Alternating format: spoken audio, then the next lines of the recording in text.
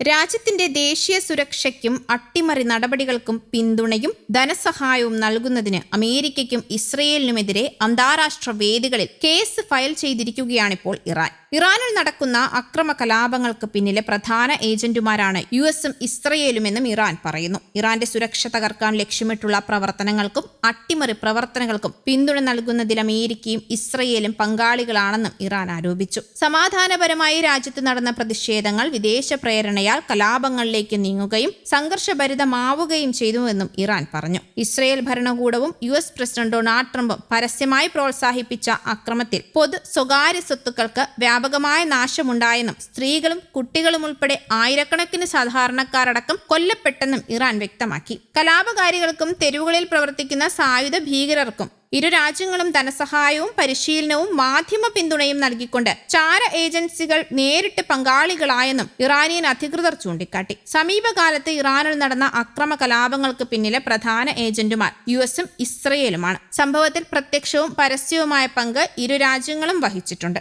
ഇറാന്റെ നീതിന്യായ വകുപ്പ് മേധാവി പറഞ്ഞു. പൊതുസ്ഥലങ്ങളിലും തെരുവുകളിലും ആക്രമണം നടത്തി ഗുരുതരമായ കുറ്റകൃത്യങ്ങൾ ചെയ്ത വ്യക്തികൾ അമേരിക്കയുടെയും ഇസ്രയേലിന്റെയും ഗൂഢാലോചനകൾ നടപ്പിലാക്കുക എന്ന ലക്ഷ്യത്തോടെ പ്രവർത്തിച്ച കുറ്റവാളികളാണെന്നും അദ്ദേഹം ആരോപിച്ചു. സുരക്ഷാ സേനയെയും സാധാരണക്കാരെയും കൊലപ്പെടുത്തിയവരോട് ഒരു ദാക്ഷിണ്യവും ഉണ്ടാകില്ല എന്നും അദ്ദേഹം കൂട്ടിച്ചേർത്തു. കലാപത്തിന്റെ ആസൂത്രകർ, പ്രകോപനക്കാർ, കുറ്റവാളികൾ എന്നിവരെ നിയമപരമായി ശിക്ഷിക്കുമെന്നും പൊതു സ്വകാര്യ സ്വത്തുക്കൾക്ക് വരുത്തിയ നാശനഷ്ടങ്ങൾക്ക് നഷ്ടപരിഹാരം നൽകണമെന്നും ഇറാൻ ജുഡീഷ്യറി മേധാവിയും പറഞ്ഞു. അതേസമയം ഇറാനെ ആക്രമിക്കാൻ ഇസ്രയേൽ അവസരം തേടുകയാണെന്ന് തുർക്കി വിദേശകാര്യമന്ത്രി ഹക്കാൻ ഫിദാൻ അറിയിച്ചു. ഇത്തരമൊരു നീക്കം ഇറാനെ കൂടുതൽ അസ്ഥിരപ്പെടുത്തുമെന്നും ഹക്കാൻ ഫിദാൻ പറഞ്ഞതായി തുർക്കി മാധ്യമമായ NTVക്ക് നൽകിയ അഭിമുഖത്തിൽ പറഞ്ഞു. അടുത്തിടെ നടത്തിയ ഇറാൻ സന്ദർശന വേളയിൽ ഇസ്രയേലിന്റെ ആക്രമണ സാധ്യതകളെക്കുറിച്ചുള്ള തന്റെ ആശങ്കകൾ നേതൃത്വത്തെ അറിയിച്ചിട്ടുണ്ടെന്നും ഹക്കാൻ ഫിദാൻ പറഞ്ഞു. ഇറാനിലെ വിദേശ ഇടപെടലിനുള്ള തുർക്കിയുടെ എതിർപ്പ് ആവർത്തിച്ച് തുർക്കി president Erdogan Iran president Masoud പെസസ്കിയാനോട് പറഞ്ഞിരുന്നു.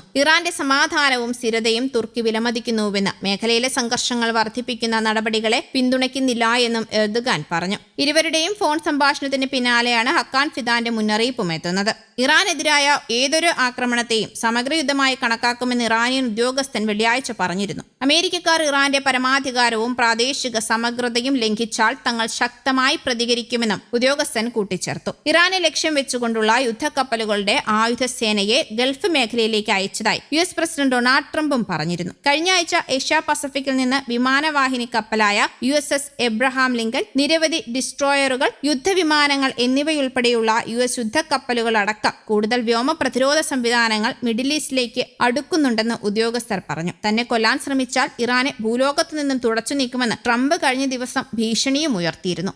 News desk, Kerala Kaumudi.